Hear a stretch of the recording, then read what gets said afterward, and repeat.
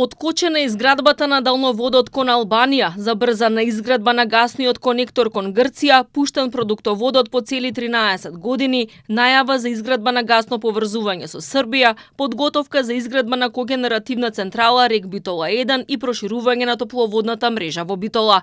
Ова се само дел од проектите во енергетскиот сектор кои го одбележаа двегодишното постоење на новоформираното Министерство за енергетика.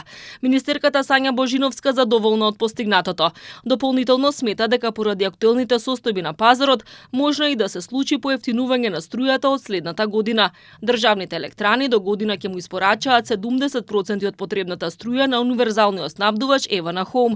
Оваа да ЕСМ мора да го исполни согласно реформската агенда. Божиновска вели дека тоа што државните електрани ќе му испорачаат 30% и помалку електрична енергија на снабдувачот не значи дека струјата ќе поскапи.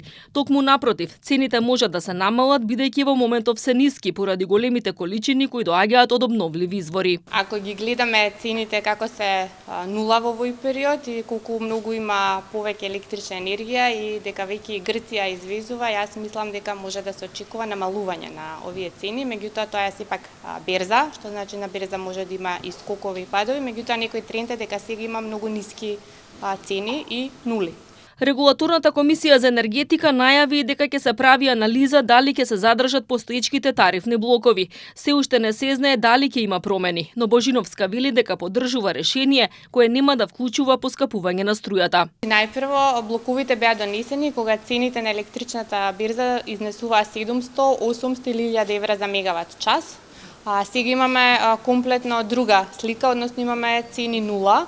Регулаторната комисија за енергетика е одговорна за блоковите, они ги дефинираат, они прават истражување и што се случува. Ако не повикаат, ние секако ќе дадеме наше мислење, меѓутоа целта е една и единствена, граѓаните да имаат пониски сметки, што се надевам дека и регулаторна го има тоа. Со овие ефтини сега што ги гледаме цени, се надевам дека би можело да има некоја промена, меѓутоа тоа се зависи од регулаторната.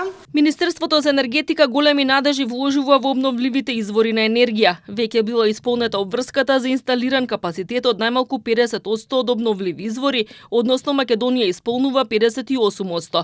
Дополнително има и 800 барања за инвестиции во објекти кои МЕПСО треба да ги приклучи на мрежа.